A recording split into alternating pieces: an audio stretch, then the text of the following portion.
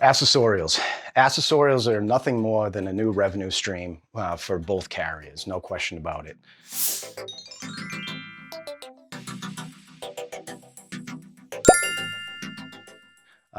There are just dozens upon dozens of accessorials that you could be charged with. And this is where we always encourage you to have a good understanding of your DNA. So understand what surcharges could apply to me, which ones do not, because when it comes time to negotiate, there's no sense in you wasting your time on an oversized charge and getting a reduction on that if you're always shipping really small packages.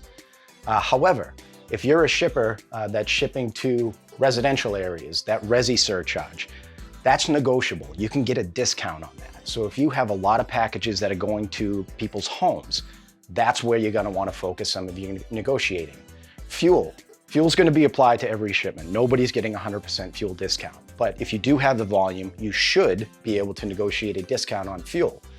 Now, one of the outputs of COVID has been a significant reduction in overall fuel costs. So that's one place where shippers are actually reaping a little bit of a benefit nowadays.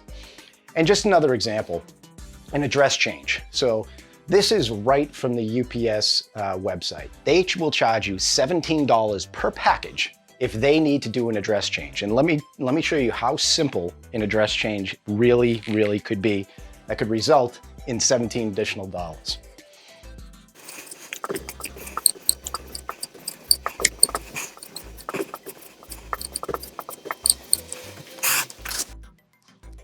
Say we have a package going to 62 Accord Park Drive.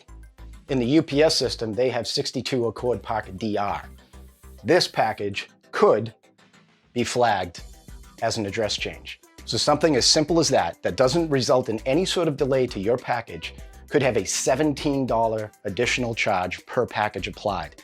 And if we go back to this, now we're not paying on 4082, we're paying on 5782. So it's absolutely crazy.